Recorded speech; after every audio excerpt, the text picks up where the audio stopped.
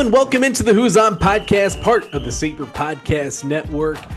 Virginia basketball in full swing of things, winning yet another ACC game at the artist formerly known as the KFC Yum Center, but of course it's affectionately known in Charlottesville as JPJ West, as Virginia gets another win out in Louisville. But we're going to talk a little bit about basketball today. We're also talking about some football today. A lot of news in the transfer portal coming up throughout the day. I mean, just since we had Beau Pribula announce his commitment in the middle of podcasting earlier in the week. We had another slew of commitments since then, so we'll talk a little bit about that.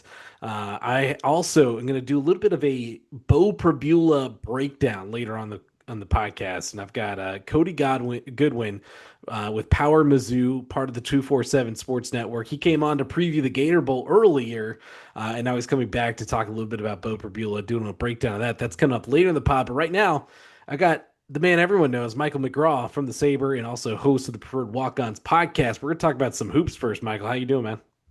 I'm great. This is such a busy time, and how I know that is I was laying in bed the other day, and I saw a tweet from you at like 2:30 in the morning where you were commenting on somebody that was being added in the transfer portal, and I was like, poor Preston. He's up. He's reporting the news. But then I was like, poor me. I'm sitting there reading this at 3 in the morning. Like, that's a problem in and of itself. It's so hard to keep all this stuff going, but obviously the basketball team, lots of exciting stuff there for Virginia fans. Yeah, I know Ryan Odom had said Jakari White was day by day, and I think someone commented, aren't we all just like minute by minute? Especially during the transfer portal, we are.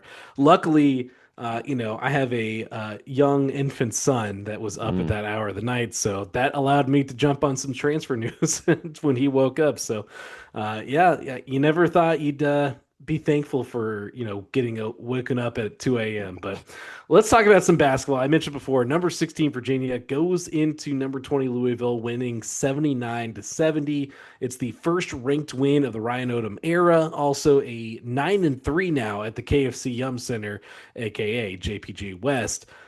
Michael, just initial impressions from what you saw. This was obviously a game a lot of people had circled on the calendar. One, you got a little bit of a reunion there with Isaac McNeely, who, of course, had his season high. Like, that was the most predictable thing that happened in this game. But outside of that, it was also a good matchup between these two teams. Louisville was like a preseason top 10 team, and Virginia, didn't have the preseason expectations, but now they've risen up to having some expectations this season. Yeah, this was a game that I had circled because I think this 3-game stretch is really critical to kind of evaluate how good is this Virginia team.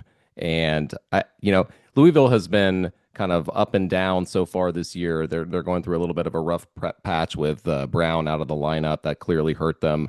But this was a game that I kind of thought we might see some of the cracks defensively start to show up. And bam, right out of the gate, it's 14-0, and you're feeling great. And Louisville fights back. McNeely's hitting threes all over the place. But UVA kind of weathered the storm every step of the way, and that's really what you want to see from a team that is as experienced as UVA is, and win wire to wire, not ever trail, and despite some turnover, some bumps along the way, really an impressive win. It's, I think, overall their best win of the season from a resume standpoint, and I think big picture, I think this really allows people to kind of dream big. If you're a UVA fan, I saw a lot of people online, pundits were starting to talk about UVA for the first time. I think they just kind of allowed them to be in the top 25, but this was a really kind of a coming out party for everybody on the roster looking at UVA. It was kind of the first time this season that Virginia was, I know it was ESPN2, but that they were kind of the game of that time slot, and people were paying attention to Virginia and Louisville. Now, of course, a lot of those people wanted to see what Louisville looked like, but to see what Louisville looks like, you had to see what Virginia looks like too. And that's what really, I think, people took away from this game, is that Virginia, and we've heard people talk about it for a couple of weeks, maybe they're a little bit more serious than we thought in the preseason. I know a lot of people thought, all right, well, surely Ryan Odom can't bring together an entirely new roster together and, actually have success this year. Turns out he can. Turns out that he can kind of implement his style pretty quickly, because they put together just a roster that makes sense. Like, you don't look up and down this roster and be like, well, gosh, I wish they had something else here in this spot. No, like they put the puzzle pieces exactly together. Like he said in his opening press conference, he wanted to put the puzzle together, and that's exactly what they've done. And that's what has allowed them. And plus, I was talking on this podcast a couple weeks ago that, they got good high character guys that kind of fit in, and, it's an offense that, I think Ryan Odom acknowledges has a leading scorer, but doesn't have a go-to guy. It is whoever is open, whoever is ready to play that night, whoever is making shots. And I'm going to talk about it in a little bit, but Testa Ritter obviously is Virginia's leading scorer this season. He only had 9 points on 3 of 10 shooting with 5 turnovers. And I think that is really telling about this Virginia team because when their best player just doesn't have it that night, for whatever reason, the turnovers and the shots were going down. Louisville had, a pretty good defensive game plan against a Ritter because he was kind of the number one guy on the scouting report. You go to the next guy, Malik Thomas, who hits, 6 3-pointers, or you go to Johann Grünloh, who hits 3 3-pointers from beyond distance. It just seems like there's always someone ready to kind of fill and replace when the first guy isn't ready. Yeah, I 100% agree. And I actually think, you need somebody like DeRitter who can be a bully, can get a bucket. You saw that in the Virginia Tech game in the first half. He kind of struggled. The second half, he was much more assertive. But I actually think UVA's roster has looked better when they've played through other people. So, for example, Sam Lewis is somebody that kind of started the year off slow, and you wondered, okay, he was a really great shooter at Toledo. Is it going to transfer to the ACC? And I feel like he's really settled in the last few games. He obviously had that big 20-point first half against NC State, but he's playing a lot more. He's making threes consistently. He's made 9 threes over the last 4 games.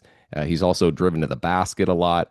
And I just think when you're not forcing it, when you're not saying, okay, this is the one guy we got to feed the ball to every single time, it really makes it makes them hard to guard because then you have to respect the 3-point shot. You have to respect the bigs that are stepping out and knocking shots down. And then you also have this giant who's like bullying his way around the post. So yeah, I think that you've seen a lot of people step up. Obviously, Malik Thomas. The kind of I guess intrusive thought that I've had. I was very frustrated when he was benched for the end of the Virginia Tech game. It was kind of a strange situation considering how well he had played offensively, at least. But I'm wondering what you think about this. I feel like since that game, since that benching, quote unquote, he's been like lights out, been a star for the offense since then. And I wonder, like, was there some part of that benching that is kind of like flipped the switch on him and like made him play more assertive offensively and also get a little bit more from him defensively? I would not be surprised if there was a very intentional message with that because kind of what we had heard all throughout the beginning part of the season and why Thomas's minutes had actually really gone down. If you look at those last couple games before Jakari White gets injured, his minutes were dwindling, and then they kind of went back up. And that's why I thought at the beginning of this process, and I've written about this on the Saber, like the guy that was going to benefit the most from Jakari White being out was Malik Thomas because he was going to have a little bit more runway to be able to explore things offensively. But I also think that benching that you bring up there at Virginia Tech was a lot due to his defense and not being kind of locked in and focused on the defensive end.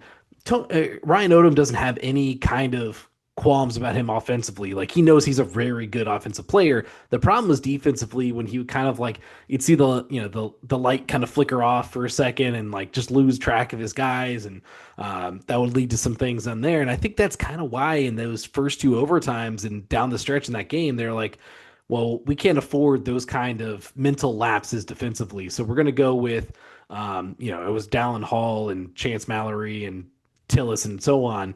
We're going to go with those guys because we trust them a little bit more here. I think that did send a message to Thomas, and he has been locked in defensively ever since then. He's actually taken some really good strides on that end of the floor, where he's defending some of the better players. Like he was guarding Ryan Conwell for Louisville on a few possessions. He guarded Abuka Okori for Stanford for a few possessions the other night. Like they're trusting him in some of those matchups now because you've seen like a kind of light turn on for him.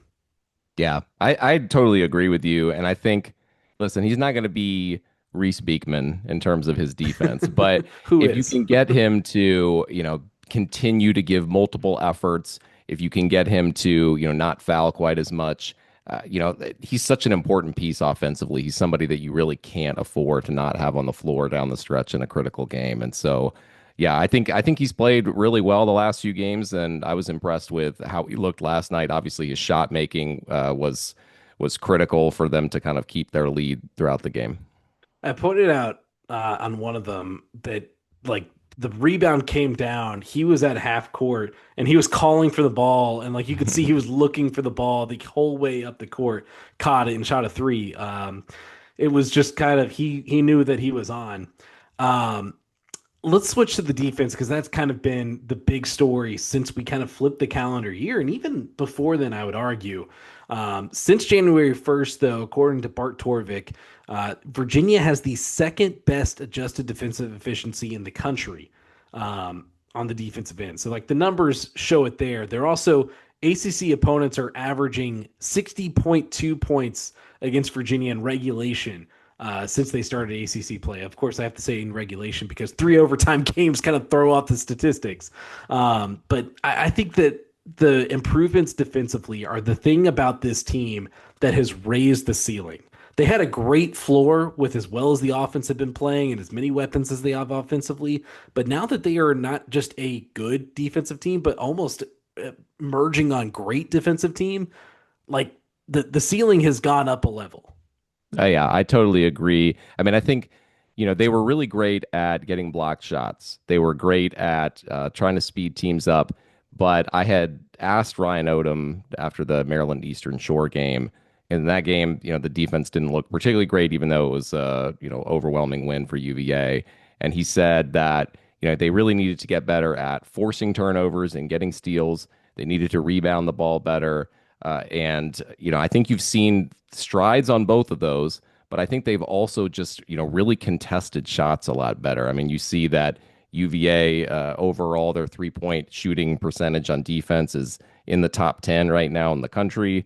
Their 2-point percentage is sixth in the country right now. Obviously that is helped by having 2 7-foot centers who are in there contesting a lot of shots. So I think their defense has made a lot of strides. I think there's still a little bit of work to go. Their rebounding could continue to improve. Some of that I think is kind of intentional decisions that Ryan Odom has made. He's trying to play up in the gaps. He's trying to run people off the line. He's playing more drop coverage, to give up kind of contested twos rather than giving up 3-pointers. And that kind of rotates people out of position a little bit. But I think they've looked way better. I mean, over the last 3 weeks compared to where they were, say, against Butler in the Greenbrier Classic, they were a mess in that defensively. Could not get any stops. They looked unrecognizable in Virginia jerseys. And it's looked a lot better. This is, they've shut down some pretty high-scoring teams in Cal and Stanford and then Louisville last night. Yeah, they didn't have 6 shot clock violations though against Right. Louisville. We're gonna have to get those numbers back up.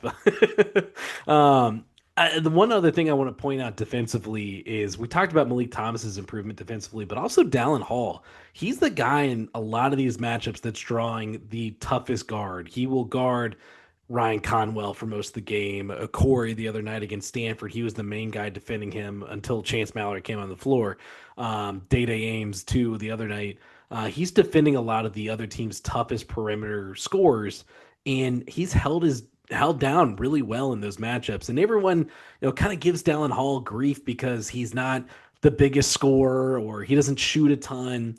But I think that people get lost in the fact that he really impacts his team and how he organizes the offense and now how he's also impacting on the defensive side of the floor. Don't forget, he had 12 defensive rebounds in this game. If your bigs aren't going to be the guys to get him and they're boxing out, you got to have the guards come in. This is textbook what we saw Tony Bennett era, like the guards coming in to get the rebounds.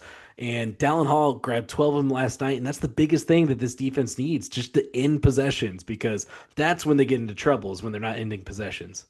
Yeah, I mean, I think this is why you go out and you get a Dallin Hall. You don't get him because you think he's going to drop 25 points.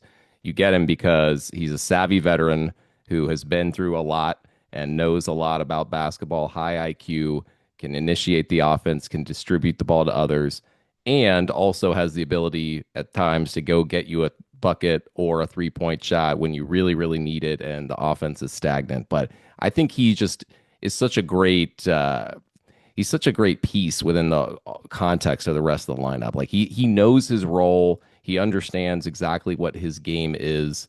And, going in and being a better rebounder is something that this team absolutely needs. The guards really need to buy into that going forward. And so I think he's done a really good job defensively. And you would not have said probably at the beginning of the year that Hall was our best defender, but he's kind of inserted himself into that role over the last few games. You don't often hear point guards described as like the glue guys on the team, but that's really what he is. Like he is Yep. doing all the dirty work, all the stuff to organize the team, to kind of lead the team on the floor. And that's, he deserves some shine, man. Like he gets a lot of, heat for not scoring whatever points, but guess what? You don't need everyone to score 20 points. You need a couple guys to do that, and you need some guys to do the assisting and running the offense and defending the other team's best player and rebounding is the major point. Another guy I want to highlight from this game, then we can kind of look at what's next, is Johann Grünloh, because I thought this was his best game at Virginia so far. 16 points, tied as a career high. That previously was against Marshall. Also had 7 rebounds and 4 block shots. The biggest number, though, is hitting 3 of 4 from 3, because when Johann Grünloh is stretching the floor, because we've seen it in ACC play, teams are giving him like 20 feet of space, being like, shoot it. We're worried about these other 4 guys. We're not giving them room, but you go ahead, shoot it. And if he's making them like that, that completely changes the arithmetic on the offensive side. Yeah, exactly. I mean, I think, and Yenso has made a few threes, had a big one last night, but he's really not that big of a threat to shoot. And Ryan Odom has said repeatedly that having all 5 people on the court that are capable of shooting is a main strength that he wants this roster to have. And, Grünloh kind of showed that ability overseas. It was something that was teased for UVA fans. It was part of his potential, part of the reason that he's on a lot of draft boards is like a modern European player that should do well in the NBA. And started the season off, made a few shots, but really wasn't hitting them down with any kind of regularity.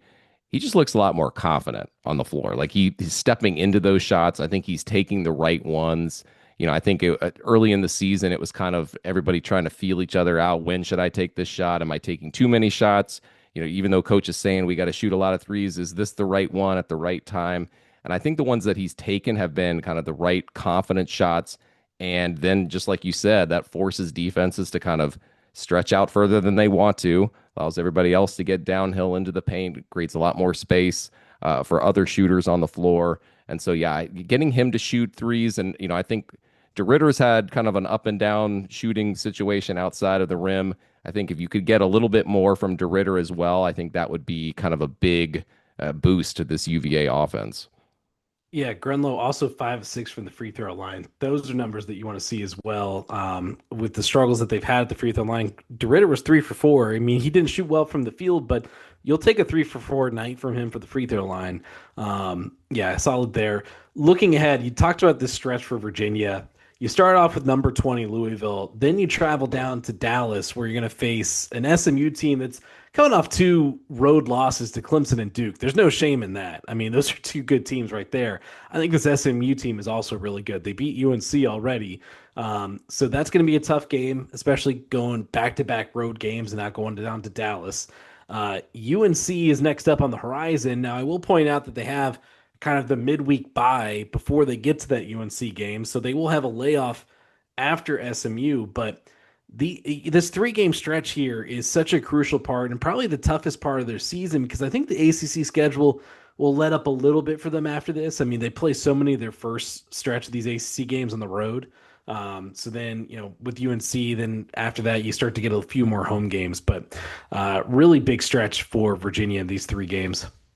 Yeah, I mean, I think when the season schedule came out, it was this 3-game stretch, and then there was the Miami, NC State, Duke stretch in February. Those were the 2 that you kind of had circled as like, okay, this is your toughest stretch.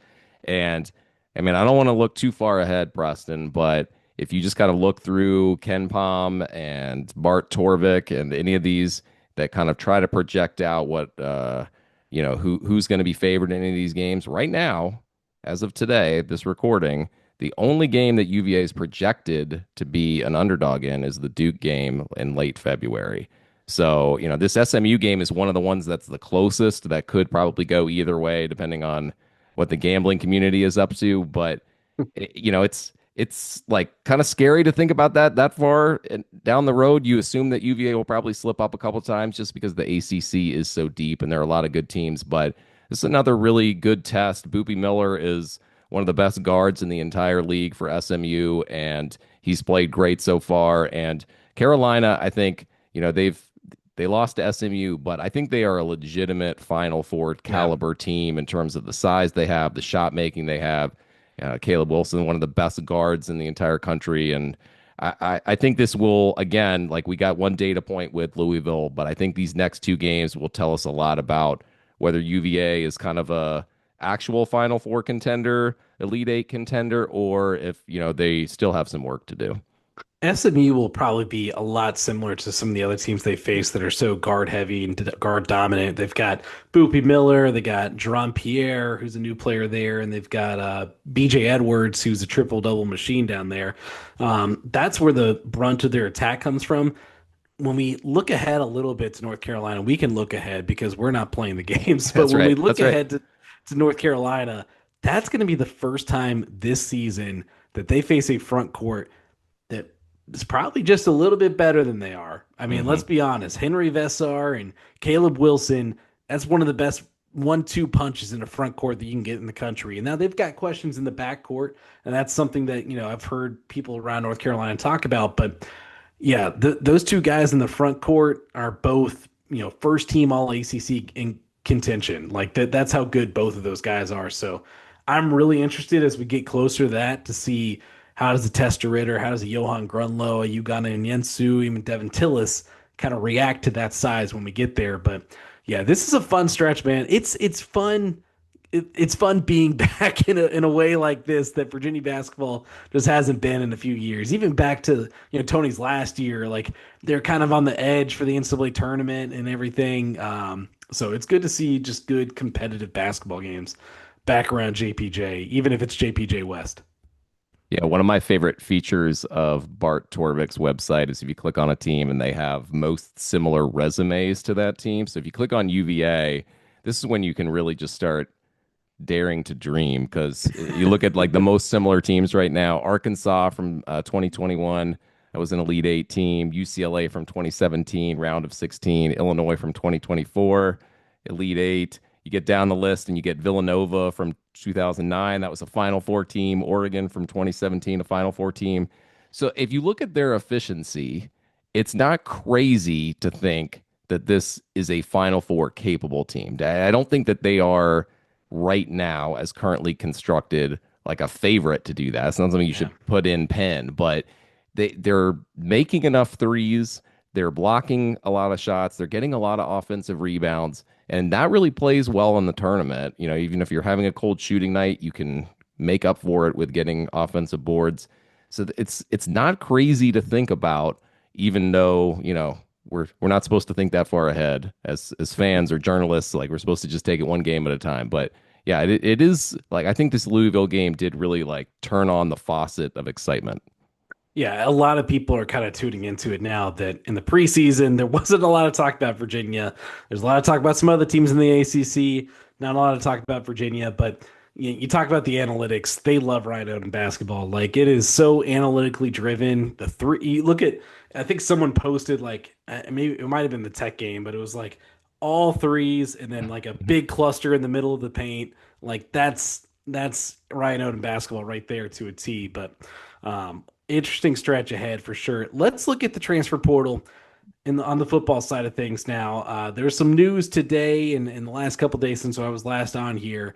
We'll start with the quarterback position. So we knew about Beau Pribula because that happened right in the middle of the podcast the other day. But then adding former Pitt quarterback Eli Holstein, who had been a 14-game starter there at Pitt. And I mentioned this on the message board. But this was the guy that was the secret visitor that had come, and Virginia was looking at him as well as an option. Well, now they get both of them, and now we're talking about succession planning at the quarterback position that That's what they tried to do last year with Chandler Morris and bringing in Daniel Kalen as well. And but now you're bringing in two power four starters as your succession planning, and it's wild because I'm looking at what schools like Oregon are doing. They get Dante Moore back and they're bringing in Dylan Raiola, or LSU has signed three quarterbacks this portal. So succession planning at the quarterback position is important every single year in the portal. If you don't have two guys, you may not have enough. Yeah, 100%. I mean, and Beau Pribula, a great runner, but also had a an injury-plagued year last year, and the fact that he is such a good runner obviously puts him at more risk of possibly getting injured. And I think you just can't take that risk if you're UVA and building this roster. And Eli Holstein, somebody who was the starter at the beginning of last year for Pitt. He played a great in his first year there and then kind of lost the job. He was kind of ineffective through too many interceptions. But this is a guy who's a starter caliber player in the Power Four. He's exactly who you need as a backup. Forget succession planning. Who knows if he'll be on the roster next year? This Who is knows true. if any of us will be anywhere in a year? But he is exactly the kind of person that you need on this roster that if Beau Pribula goes down in a game or in the preseason, he is ready and you can feel reasonably confident that you're going to get production out of the quarterback position. Even though his game is a little bit different than Beau's, I think, he's more of a traditional kind of pocket passer, not as somebody that's going to break down the defense with his legs. But yeah, I think that's a really significant pickup for UVA. Fans were wringing their hands not 3 days ago that who are we going to get at quarterback, and now we've got a lot of those answers. Yeah, two power four starters. I'm still hooked on that because I'm like, yeah, a couple days ago we were wondering, where is this going to go? And I know Pribula's name was out there, Holstein's name was out there. You're like, all right, they get one of them, but then you're a little nervous about, kind of what's behind them. I know Cole Gear has like a lot of fans and stuff, but you think back to that Wake Forest game last year where Morris gets hurt, and Kalen had never really had significant reps, and especially in a situation like that. But now, if same situation with Pribula, you got Holstein coming in, like you said, and it's just a different level of being more comfortable with that. And then again, if you get him for 2 years, like you think you will, there's your quarterback for next year, and you're not as panicked in the portal next year. Hopefully, that's the case. Other big transfer signing, probably one of the biggest actually, is former Michigan safety Brandyn Hillman. He's a four-star on three. Started games at Michigan last year.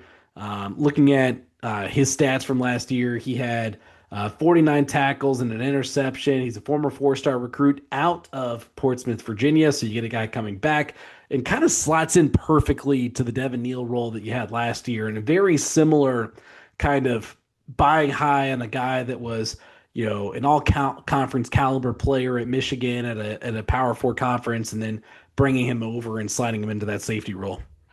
Yeah, I'm really excited. I think this is probably the most significant pickup that they've gotten on the defensive side of the ball. It's so important. You saw what the investment was last year in the secondary. They brought in a whole bunch of rangy, long cornerbacks and safeties. And like you said, I think exactly into the Neal role and the safety role where you can trust him to kind of be the outfielder that communicates and provides that stability on the back and help over the top, can go one-on-one if necessary depending on the coverages.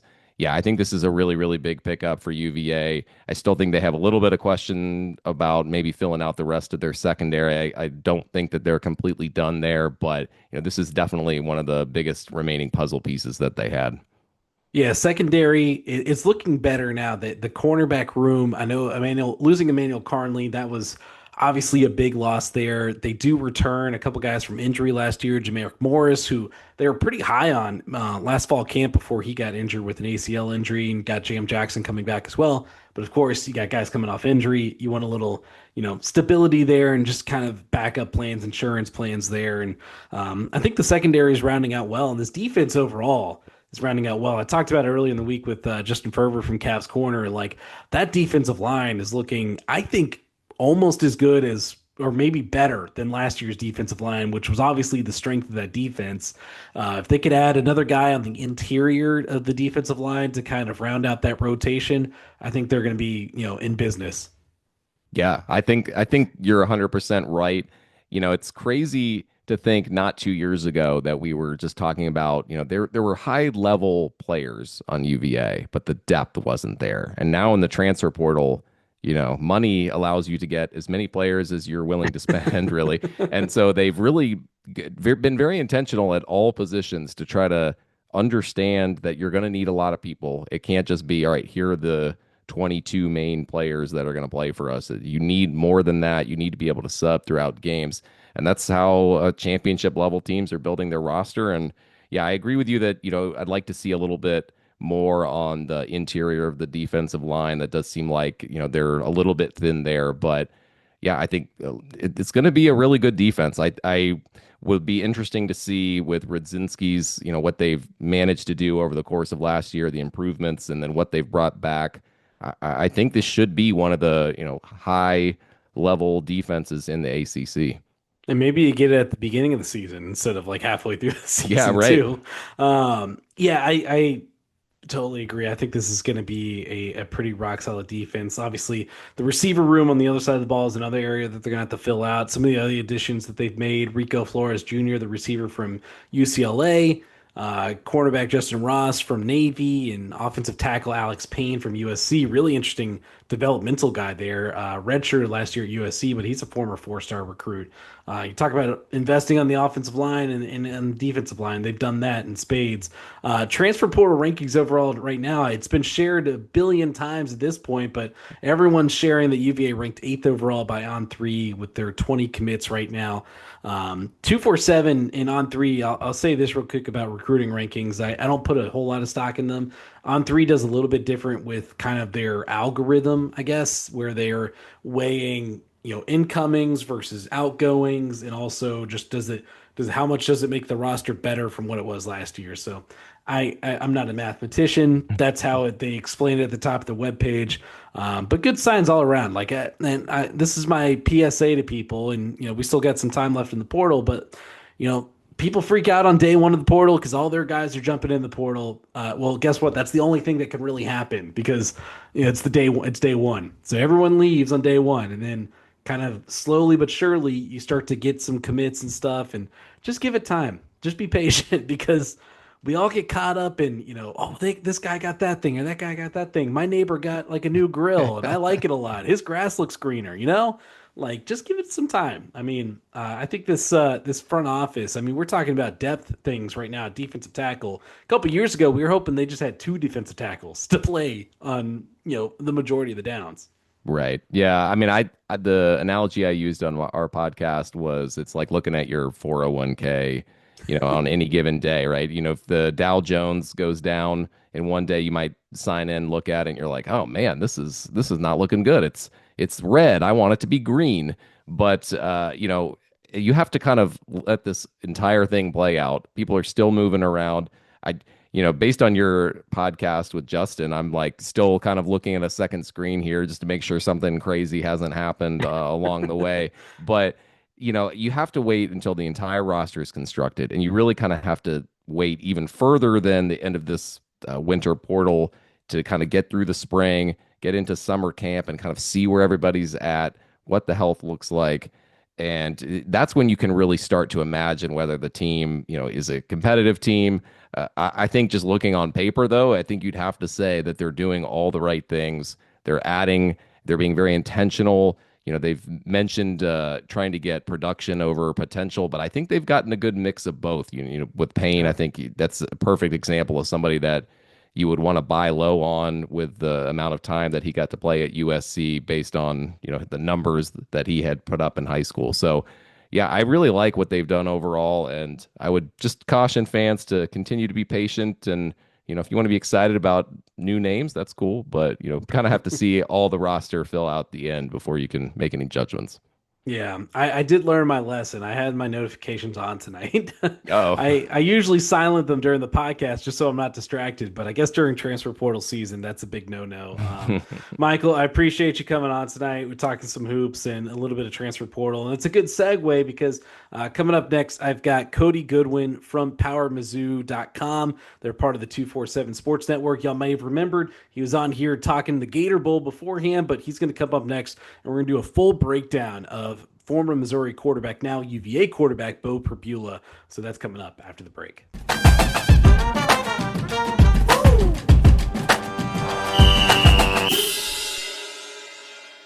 Welcome back into the Who's On podcast. I'm now joined by Cody Goodwin from PowerMizzou, part of the 247 Sports Network. You might remember Cody because we were just on here not too long ago, Cody, talking about the Gator Bowl, previewing Virginia and Missouri playing down in Jacksonville.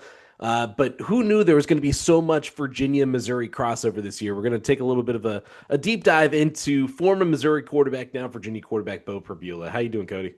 I'm doing great, man. Just trying to keep my head just attached, I suppose, because with this transfer portal business, it's like, one day you're doing one thing, one day you're doing another thing, you're tracking visits, you're tracking commitments, and it's a busy time of the year, even though I feel like the calendar just turned. But happy to be back talking with you, and hopefully folks will gain a little bit more insight into Virginia. I believe the way I understand it, because they picked up a couple quarterbacks, Beau will be their starter for 2026. So hopefully I can provide a little bit of insight, and whether or not people enjoy that insight I'll leave that one up to them. Look, we're just looking for a fuller, complete picture. But yeah, we talked about it just before this part of the show. Yeah, they brought in Beau Pribula. They also brought in former Pitt quarterback Eli Holstein, who's going to come in as presumably the backup from everything that's being reported right now. From what kind of Virginia is saying, he'll be the backup, and then also has 2 years of eligibility, so he has another year to play next year, where presumably he could be the starter. But succession planning in college football is a fool's errand right now, in my mind. You never know what's going to happen year to year. But let's overall stats and story for Beau Pribula. So obviously, he spent the first part of his career at Penn State, were mostly backup work and coming in to kind of give them some different packages as a running quarterback, and then transferred to Missouri last year, where he was the starter for I believe 10 games, throwing 1,941 yards, 11 touchdowns, 9 interceptions, 67.4 completion percentage. Just give me your overall kind of view of Beau Pribula's season last year. Yeah, he was fine. Beau was a fine quarterback, right? Like, I think early on in the season, when it was the non-conference games, and I think Missouri really only had one big non-conference game, and it was against Kansas, and he looked really, really good in that game. Threw for 300 yards, won the game with his arm, and that was kind of a new development, right? Because coming out of Penn State, he was the backup, he was behind Drew Aller, and really when they would bring him in 10, 15 plays a game max, like it was a gadget guy, right? Like, he was a running quarterback. He was a run first, right? And so we knew he had that running ability about him, but I don't know that many of us were very sure, like, okay, like how well can he actually throw the ball? That Kansas game, throws for 300 yards, 3 touchdowns, leads Missouri back from a 21-6 deficit. They ultimately win the game 42-31. Like, really good game, really good performance from Beau. He had a few throws in that game where it's just, you kind of sit up in your seat a little bit and you're like, oh, okay, like this guy can throw the ball around the yard a little bit. So he was fine. He was really good there. You get into SEC play, and that's where he goes from good or really good to just fine, right? I think it was SEC play. He had a string of games. I'm pretty sure every SEC game he played in, he had a turnover, so that's not good. He did show a level of toughness that at least I appreciated, right? Like, Missouri went down to Jordan-Hare Stadium and beat Auburn, first time they'd ever won at Jordan-Hare Stadium, and it was a barn burner, right? It was one of those games where Auburn kind of dragged them into a mud fight, and Missouri, we weren't really sure exactly how they were going to respond. It was their first road game of the year, and Beau played a really good game. Like, he was, maybe not great game by any means, but like, he showed a level of toughness that was required of the quarterback one position in order for Missouri to win that game, right? Like, he was just, Auburn defense was in his face. He was still able to make plays with his arm and his legs, and they ultimately won the game in overtime. And then he got hurt against Vanderbilt, so then we didn't get to see him against Texas A&M. Didn't get to see him against Mississippi State. He came back from this injury, a dislocated ankle injury. So again, level of toughness there to come back from a dislocated ankle in 3 weeks. And they played Oklahoma, and Oklahoma's defense very, very good this season. Played that game down in Norman, lost it 17-6. Just kind of how the breaks go, and then he was able to finish out the game against Arkansas, where he really didn't personally need to do a whole lot. They just kind of sat on Arkansas and ran the ball. I think I want to say he threw the ball maybe 10 times that game. So. And then he entered the portal, and so Matt Zoller's got the start against Virginia in the bowl game. So yeah, I mean there were some good moments. I hesitate to say great moments. I think some Missouri fans will say that the Kansas game was great because it's a border war, it's a rivalry game, first time they had played in more than a decade. But then there were also a lot of frustrating moments. I mentioned the turnover thing. I think of the 10 games that he started, he turned the ball over in 9 of them. There were multiple games where he had multiple turnovers, whether it was interceptions or just ball security while running the ball or when he was rushed in the pocket. So, he's a fine quarterback. There's going to be some moments where you guys watch him and he's going to make some throws and it's going to be like, wow, that was a really nice throw. And then he's also going to make some boneheaded plays, or he's going to, escape the pocket quickly. And it's going to be frustrating because the offense might hiccup a little bit. And so you wonder, and maybe we'll get into this a little bit more, you wonder if maybe the year of experience now will help him going into 2026. And, I think we'll get into this too. I think Virginia's offensive style with Des Kitchings, I think that could maybe help him out a little bit. Just what they were able to do with Chandler Morris this past year is another guy who, he can run the ball a little bit. He can throw the ball a little bit, maybe more game manager than force multiplier when it comes to the quarterback position. I'm sure we'll get into that as well. But overall, now I'm rambling. Beau, fine quarterback for Missouri. Had some good moments, had some not so good moments. And, you expect that out of a first-year starter. I think a lot of people forget that. This is his first full year as a starting quarterback. Yeah, no, you made a lot of really good points there. And I want to stick on that game manager part because in all that Chandler Morris did for Virginia football this past year, you look at the stats, he had just about like 3,000 yards almost on the dot, 16 touchdown passes and 9 interceptions. It wasn't anything crazy. Like, it wasn't anything that was, he was up for first team all ACC or anything. Like, he earned honorable mention all ACC. Like, he was a really good quarterback. And I think honestly the biggest trait that Chandler had was his leadership out on the field. And I think that's kind of what kind of spurred Virginia to be able to do what they did. But Virginia was always a, it's the sum is greater than the parts kind of team. And that's kind of how they were able to, win 11 games for the first time in program history and everything. And I think that's what they're building again. They reinforced on the offensive line. They brought in 3 more running backs to join, the running backs that they already have in the room. They're still working on wide receiver, but, defensively, they put a lot of investment on that side of the ball too. So it seems like they're trying to build something similar again, where it's the sum is greater than the parts. And I think that's where maybe Beau can kind of just slip in there and be more in that game manager role. Obviously the turnovers are a big, you don't want that in a game manager, but I did find it interesting kind of going through ESPN's total QBR. Beau was 1 spot ahead of none other than Chandler Morris in that. So it's right about equal to kind of what Virginia was getting with Chandler Morris last year. Now, whether he can, replicate that next year, that'll be the question.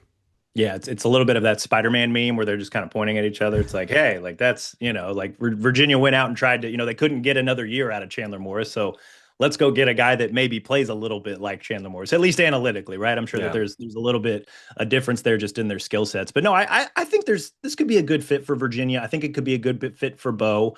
Not to do the whole SEC versus ACC thing, but it was a pretty tough schedule for Missouri this year at times, right? They played Vanderbilt, they played Alabama, they had to go on the road at Auburn, which had a really, really good defense. Beau didn't end up playing against Texas A&M, but he did end up playing against Oklahoma. And so there's, a lot of playoff caliber teams. And then, I wonder how much would have actually been different if Beau would have played in the bowl game against UVA, because that defense proved itself to be very, very good. And so, I do think it'll be a good fit. I think the experience will help Beau going into this, against an ACC schedule, against working with an offensive coordinator in Des Kitchings that is not afraid to run the quarterback a little bit, but also he will find that he found the strengths of Chandler Morris this past season. He will find the strengths of Beau Pribula. And I think, a lot of maybe the frustration from Mizzou fans this past season with Beau is that, being a first year starter, like you knew he can run the ball. You weren't really sure how he could pass the ball, but it's also like a guy like that, you aren't really sure how he's going to react when he goes in, like when he gets thrown into the fire, right? And we kind of thought that down 21-6 against Kansas was the fire. Yeah. It was to a certain extent, but it's not like an SEC schedule or just any conference schedule fire where it's game after game after game and all these things are meaningful. And we knew pretty early on that Missouri's defense was going to be good. So then the stakes are a little bit higher for the offense of like, hey, like you really got to find a way to put these things together. And, they lost the game to Alabama, but he had some good moments, right? He ended up throwing 2 fourth quarter interceptions, but also he made some throws that allowed Missouri to have the ball down 3 with a chance to win the game. And so I want to give him his little bit of credit for that. We talked about the Auburn game, how they probably don't win that game without his toughness. His dislocated ankle came on a 4th and goal from the 2-yard line where they decided to run him. And, he got stood up at the goal line. Vandy's defensive front was pretty good this year. Freak things happen like that. Oklahoma's defense, very, very good. So, like, it's the games he lost, it's, I think if you had asked Missouri fans at the beginning of the season, like, how would this season was going to go, I think it kind of went the way that maybe they thought it would. And that's, is it frustrating in the moment? Yes. But I think having that year of experience, having that year of true starting experience for Beau, and then, going to, a program that's proven that, hey, like we can take experienced transfer quarterbacks, we can get the most out of these guys and we can turn it into, some pretty, we can find a lot of offensive success. I think that's important. I imagine that was probably part of the conversation when it came to Beau ultimately transferring to Virginia. This is a kid that went and visited everywhere. And so, getting to see all these different, it's seemingly everywhere. So him, settling on Virginia and ultimately choosing that school for him, I think it says a lot about the coaching staff and the conversations that they had. And I think this could be a good fit. How do you feel, like, just on the top of your head, just what Beau is going to bring and what Kitchens is able to do with the offense? I think it's going to be a good fit. What's the feeling like in Virginia?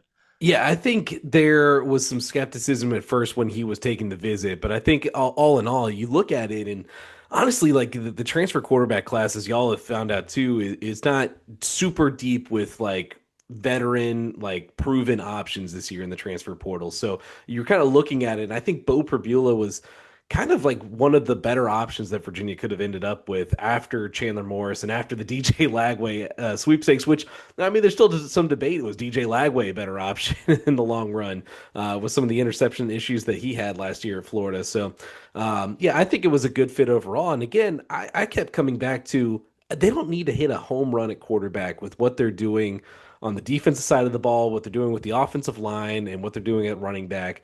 Like, all in all, like, you need a guy that can just hand the ball off and then make the plays when it's like given to him. And that's going to be the biggest thing for Beau next year. Can he make the throws when they need to make the throws?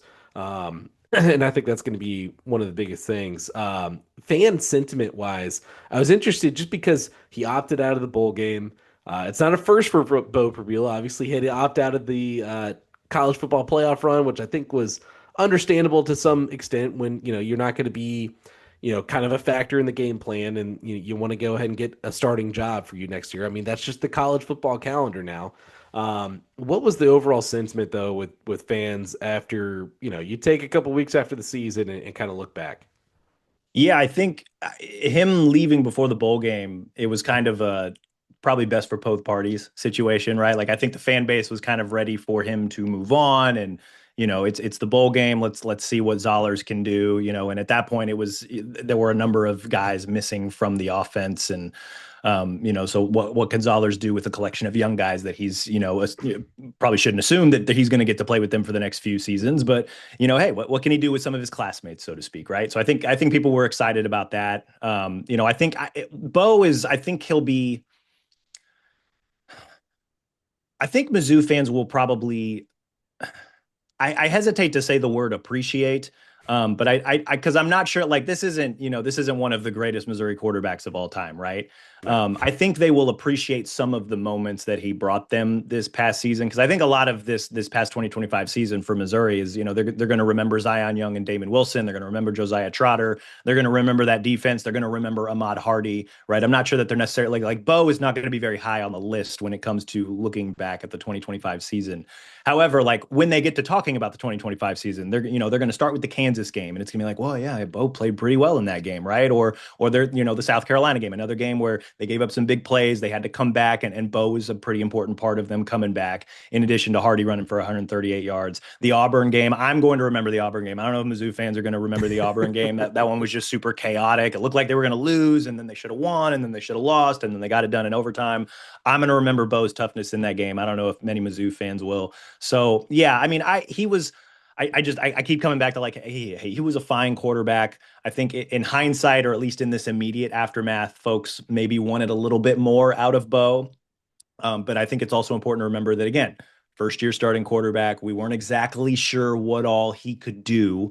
And so now that he's kind of got that tape out there, that's where it's like, okay, now that he's got that tape out there, he's got that experience, he knows where he needs to improve and get better. And that's where I feel like, going to UVA with Dez and Tony, I think that's going to be a pretty good fit. I think it'll ultimately work out. I hope it works out for Beau, because from a media perspective, like, great kid, great quote. Like, you guys are going to enjoy talking to him throughout spring ball, throughout the summer, throughout fall camp. Like, excellent at the podium, excellent at the mic. He's going to be a really fun kid to talk to.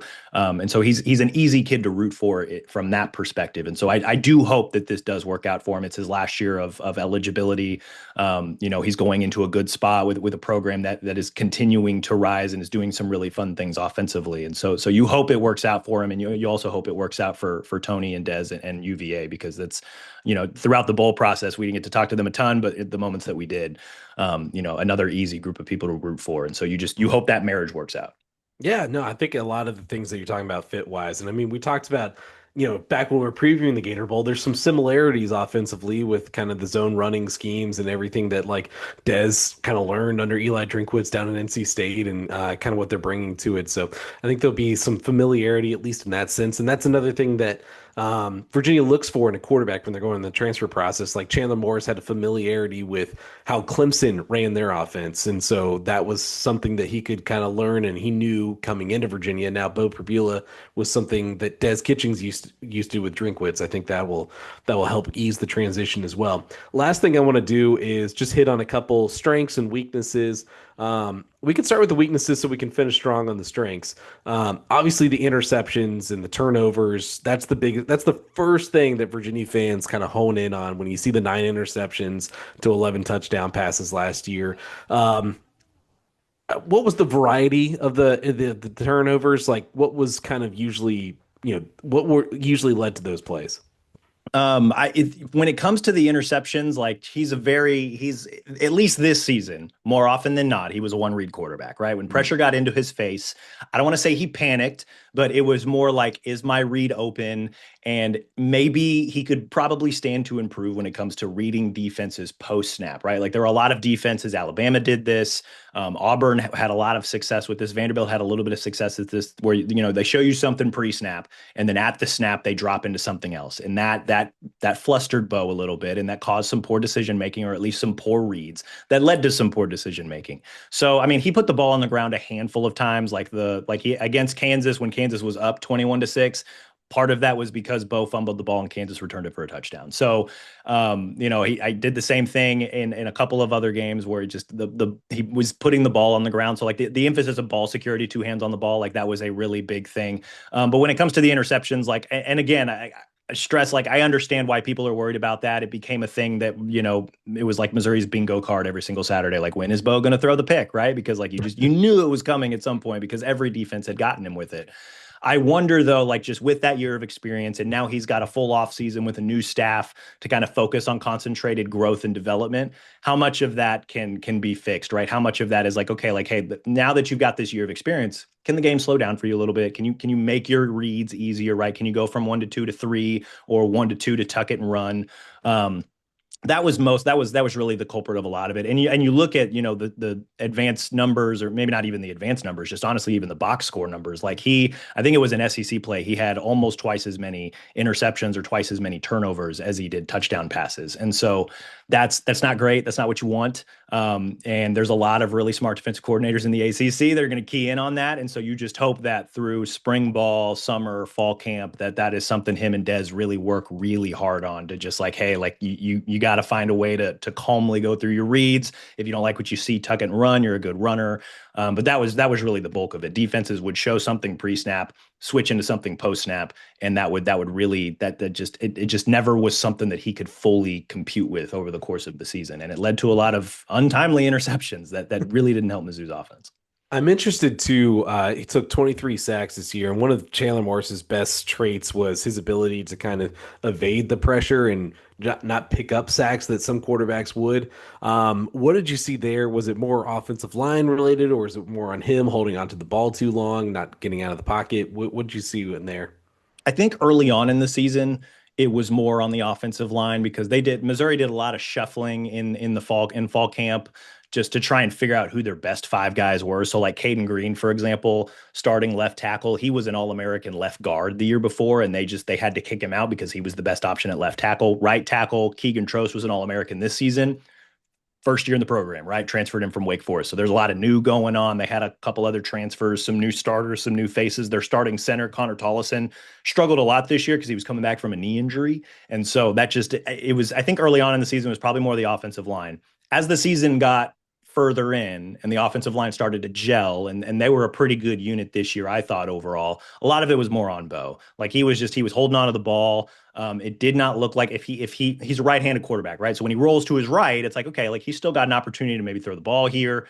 Sometimes those balls were not very on target, but as long as he rolled to his right, the play remained alive. If he rolled to his left, you kind of knew that he was going to run the ball. So again, ACC defensive coordinators are pretty smart. They're probably going to, hey, let's stack up this side so he doesn't roll right, because there is that chance that he has a really nice throw if he rolls to his right. But yeah, when it comes to the sack situation, I think as the season wore on, I would say probably 65-35. It was on Beau just holding the ball a little bit and really maybe not fully understanding pocket presence, or at least not developing it to the point where he could be kind of one of those play extending quarterbacks. Last thing, let's end on a high note. Some strengths. Just give me your, one or two strengths that you think, Virginia fans will see from Beau Pribula. Tough kid, really tough kid. Like he runs well. He's not afraid to take a hit and get back up. Sometimes that might mess with his processing a little bit, taking a hit early, and then it's like, okay, how are you going to settle in? How are you going to go through your reads and whatnot? But he will not go down unless his ankle is quite literally dislocated. Like that kid is going to want to come back. He's going to want to play. So I mean, he's a dual threat quarterback, right? So I imagine Dez probably has a number of plays where he will want to run Beau, and he'll take some hits on some of those runs, but he'll bounce right back up and he will get right back in the huddle and he will lead this team. So he's got a toughness about him. He's got some leadership qualities. Kind of like I said earlier, he will make some throws that will make you sit up in your seat. And it's like, oh, like there's not a lot of quarterbacks that can make throws like that. Those throws might be few and far between, but he's got that capability. And so, again, I wonder, a year of full growth and development after being a starter for a full season, like, are you able to maybe make those a little bit more commonplace? Are you able to read defenses a little bit more smoothly, a little bit more quickly, to make your decisions a little bit quicker? So I think, he's got toughness. He's got leadership. He will occasionally make a really good throw. He's a really tough runner. You asked for 2, I'm giving you 5. And so obviously the experience factor, I think will bode really well for UVA too. But I think if you were to pick 2, really, really tough kid, and he will be a leader in that room. And so UVA got a good one. Yeah, I think that's what Virginia needs at the end of the day, is just, some of those leadership qualities to kind of, again, bring the sum together of all these individual parts. But Cody, appreciate you coming on. I mean, who knew there was going to be so much crossover, and I'd have you on a UVA podcast twice in the span of a month. I mean, hey, when UVA and Mizzou inevitably meet in the NCAA men's basketball tournament, like, I'm going to have to pass you off to my buddy Drew King, who covers basketball for us at PowerMizzou. But I feel like that's where we're headed now. We got a lot of football going on right now. Eventually, we're probably going to watch UVA and Mizzou play in hoops as well.